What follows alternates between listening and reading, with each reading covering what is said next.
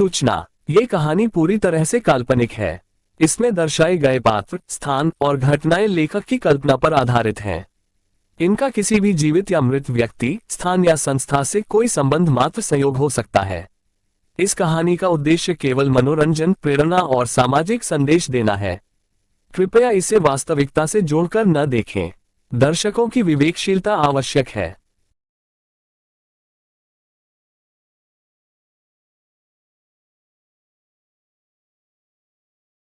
प्राचीनी, सैकड़ों वर्ष पहले भारत के मध्य में बसा था एक समृद्ध राज्य राजगढ़।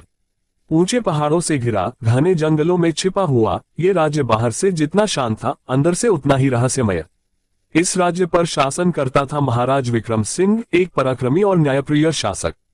परंतु जितना शांत उनका चेहरा था, उतना ही गहरा और अंधकार में था उनके महल का इतिहास। राजमहल की एक पुरानी मान्यता थी, जो भी राजा तीसरी रानी बनाएगा, उसका विनाश तय है। इतिहास गवाह था कि जो भी राजा तीसरी रानी लाया या तीसरी बार विवाह किया, वो कुछ ही वर्षों में या तो मारा गया या उसका राज्य नष्ट हो गया। लेकिन विक्रम सिंह को इन बातों पर यकीन नहीं था। उनकी दो रानियां, रानी मीरा और रानी कल्याणी, महल में थीं, दोनों से उन्हें संतान नहीं हुई। जब एक दिन एक सन्यासी ने भविष्यवाणी की कि उनकी संतान केवल तीसरी रानी से ही होगी, तो उन्होंने पौराणिक चेतावनियों को अनदेखा कर दिया और एक अद्भुत सुंदर रहस्यमय स्त्री से विवाह कर लिया, रानी चंद्रप्रभा। चंद्रप्रभा का आगमन महल में जैसे किसी अदृश्य तूफान की शुरुआत था। उसके आते ही महल में अजीब घटनाएं होने लगी। रात को बच्चों के रोने की आवाजें, महल की नौकरानियां गायब हो जाना, कुएं का पानी लाल हो जाना। कोई भी खुलकर कुछ नहीं कहता, लेकिन सबके चेहरों पर डर साफ दिखता। चंद्रप्रभा खुद कभी किसी को रात में सोते नहीं दिखती। वो आधी रात को महल की छत पर अकेली खड़ी पाई जाती, चांद की ओर देखती हुई। कुछ सेविकाओं ने कहा कि उन्होंने रानी को पानी में खुद को निहारते हुए मुस्कुराते देखा, जैसे वो कोई और हो। एक रात रानी मीरा अचानक अपने कक्ष में मृत पाई गई। उसका चेहरा नीला पड़ गया था, जैसे किसी ने उसकी आत्मा खींच ली हो। रानी कल्याणी पागल हो गई और नदी में कूदकर आत्महत्या कर ली। अब महल में बची थी सिर्फ चंद्रप्रभा और राजा विक्रम सिंह। राजा विक्रम सिंह को धीरे धीरे चंद्रप्रभा से मोह होने लगा, लेकिन रात्रियों में उन्हें डरावने सपने आते। रानी मीरा उन्हें पुकार रही थी, कल्याणी की चीखें सुनाई देती। एक दिन उन्होंने महल के पुराने पुस्तकालय में एक किताब पाई, शापित रानियां और तांत्रिक विद्या। इसमें एक अध्याय था, रक्तपिपासु रानियां, जिसमें लिखा था, कुछ रानियां तंत्र विद्या से पुनर्जीवित की जाती हैं। वे सुंदर होती हैं, मोहक होती हैं, लेकिन अंदर से शुद्ध पिशाच होती हैं।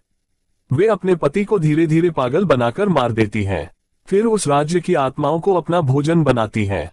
उस दिन से विक्रम सिंह रानी से डरने लगा, लेकिन चंद्रप्रभा ने भी यह महसूस किया और वह धीरे धीरे उसके मन पर अधिकार जमाने लगी। राजा को भ्रम होने लगा कि कौन जीवित है, कौन मृत। एक दिन राजा ने एक तांत्रिक को बुलाया, आचार्य वशिष्ठ। तांत्रिक ने रानी को देखकर ही चीख मार दी, ये औरत नहीं, ये एक पिशाचिनी है। इसे जीवित नहीं छोड़ा जा सकता। लेकिन बहुत देर हो चुकी थी। रानी अब शक्तिशाली बन चुकी थी। उसने तांत्रिक को जिंदा जला दिया। राजा विक्रम सिंह का शरीर कुछ ही हफ्तों में गलने लगा। उसकी आंखों की रोशनी चली गई और एक दिन उसे महल के बीच में बिना सिर के मृत पाया गया। उसके बाद महल वीरान हो गया। समय बीता, महल अब खंडहर बन चुका था। लोगों का मानना था कि वहां भूत प्रेत रहते हैं, लेकिन एक महत्वाकांक्षी राजा हरिपाल सिंह ने राजगढ़ को फिर से बसाने का निश्चय किया। वह युवा, निडर और आधुनिक सोच वाला था। उसने महल को दोबारा बनवाना शुरू किया, लेकिन जैसे ही नींव की खुदाई हुई, मजदूरों को एक बंद तहखाना मिला। उस तहखाने में एक सुनहरा कक्ष था, जहां पत्थर पर लिखा था, पिशाचिनी की समाधि को न छेड़ो। हरिपाल ने उस चेतावनी को नजरअंदाज किया।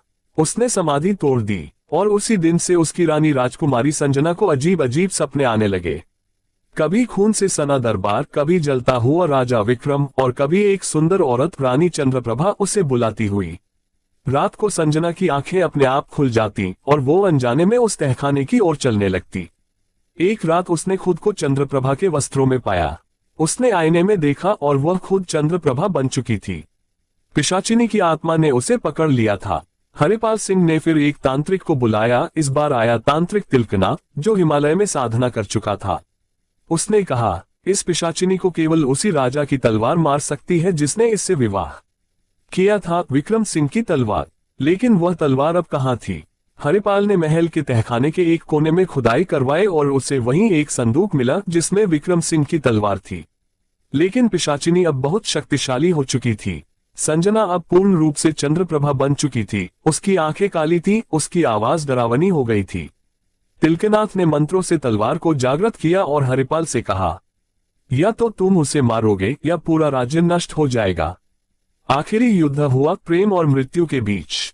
संजना की आत्मा अंदर से रोती रही, लेकिन पिशाचिनी हंसती रही। हरिपाल ने रोते हुए कहा, माफ करना संजना, और तलवार उसके सीने के आर पार कर दी। एक भयानक चीख के साथ पिशाचिनी की आत्मा जली और महल की दीवारें हिल उठी। राजगढ़ आज भी है, लेकिन कोई उस महल के पास नहीं जाता। कहते हैं हर 100 वर्षों में एक स्त्री फिर उसी शापित खून से जन्म लेती है, और अगर कोई उस तहखाने को फिर से खोले तो पिशाचिनी फिर से जाग सकती है।